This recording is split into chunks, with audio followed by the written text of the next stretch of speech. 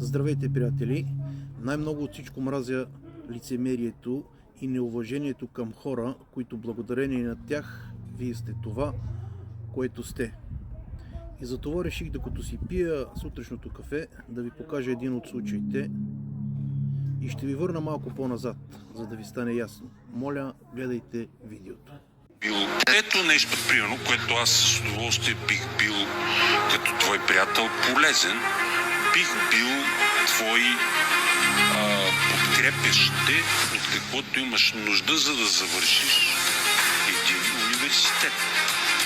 Имам предвид, че повечето от хората си мислят, че вашата популярност тук в социалните мрежи е благодарение от това, че от гостуването ви при Слави Трифонов. Не. Ти ще видиш, че сега в TikTok лека по лека това с предишните изяви ще бъде забравено, разбираш ли? Дали? Всичко се забравя. Идва нова тема. Така е. Но Слави Трифонов по някакъв начин допринесе ли за вашата популярност според вас? Аз съм мога да го нареча популярност. Пак казвам, 4 години в чужбина не съм искал да бъда известен, никой не ме е знаел дори.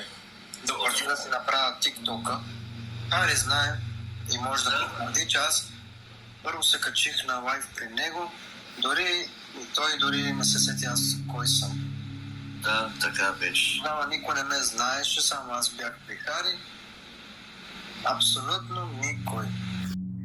Приятели, никога не забравяйте откъде сте тръгнали и винаги имайте уважението към хората, които благодарение на тях сте това, което сте.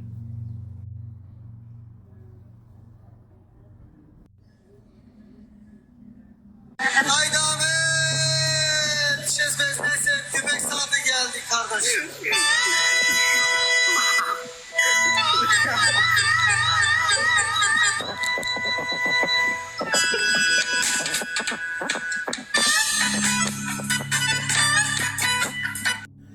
Ето защо ние никога няма да се оправим, а напротив, ще вървим още по-надолу. Затова взимайте си поуки и не бъдете лицемери. Обичам ви.